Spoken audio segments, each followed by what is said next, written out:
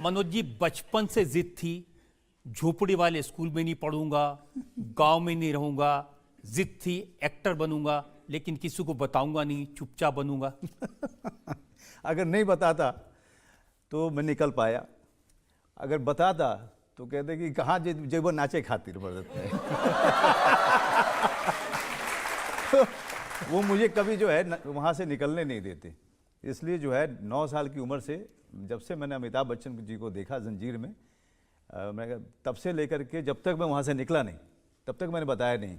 एक बार कोशिश की थी कि ऐसे ही मैं पूछ के देखता हूँ कि भाई ये लोग क्या समझते हैं सिनेमा के बारे में या एक्टर के बारे में। तो देखना तो बहुत पसंद था मेरे पिताजी को, और बात करते थे कि अरे अमिताभ बच्चन कितना बढ़िया एक्टर है, दिलीप साहब क्या एक्टर थे। और जब मैंने पूछा कि अगर मान लीजिए आपका कोई बच्चा जाके एक्टर बन जाए तो कैसा रहेगा, तो उन्होंने भोजपुरी में कहा, नाचेगा वाला काम थोड़ा करेगा। तो मैं समझ गया था कि अगर इनको बोला मैंने तो पहले तो दिल का दौरा पड़ेगा।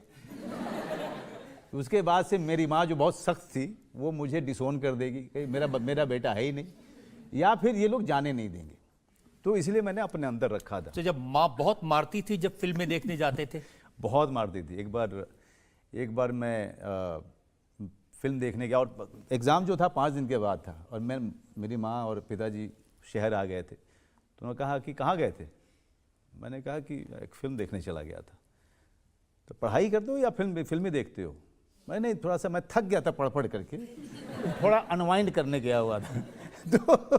तो मेरी माँ से मुझे बहुत डर लगता था, और मेरी माँ का खौफ इतना था हम लोगों के परिवार में कि पिताजी को तो डर लगता ही था मेरी माँ से।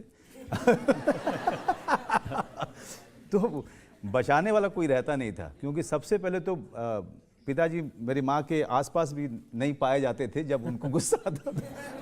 तो उनका खौफ ऐसा रहा कि मेरे माता का जो है देहांत अभी कुछ महीनों पहले हुआ।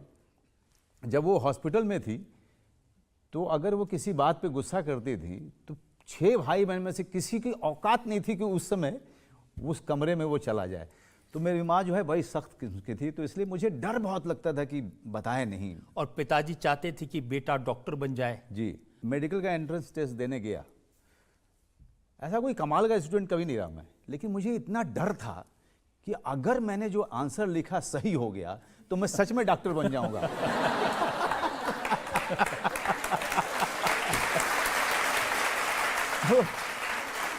तो जो क्वेश्चन होते थे रजत जी, क्वेश्चन लिखा हुआ है, उसमें से आपको 3-4 ऑप्शन है, उस पर आपको टिक मार्क करना है।